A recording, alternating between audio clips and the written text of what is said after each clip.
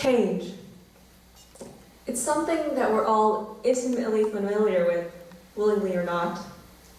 Nowadays, it's become something almost synonymous with things like creativity or innovation.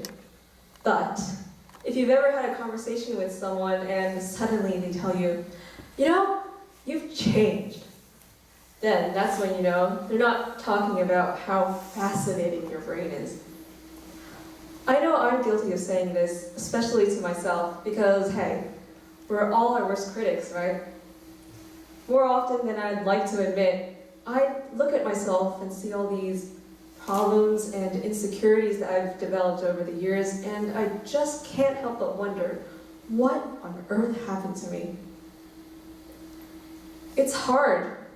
It's hard when the way that you perceive the world isn't what you've known it to be or what you want it to be.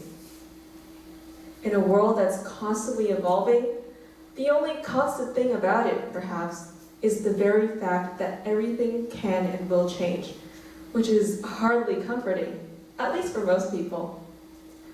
But at the same time, I'm glad. I'm glad for this fact because it means that even after all the wars, the unspeakable acts of cruelty that we've had to go throughout human history, change allows us to not relive those dark moments over and over again.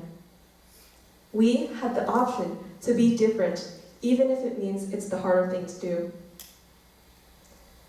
Speaking for myself, the younger me was more carefree and innocent, which I'm sure are qualities that we all like to have, but at the same time, she was incredibly ignorant.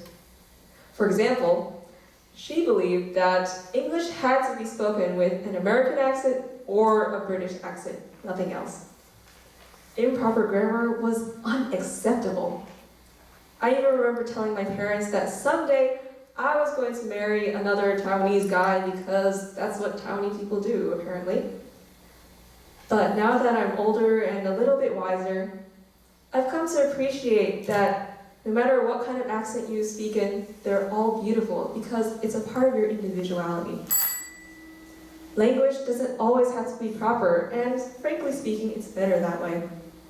And most of all, I've come to learn that who you love doesn't have to be restricted by your gender or your race.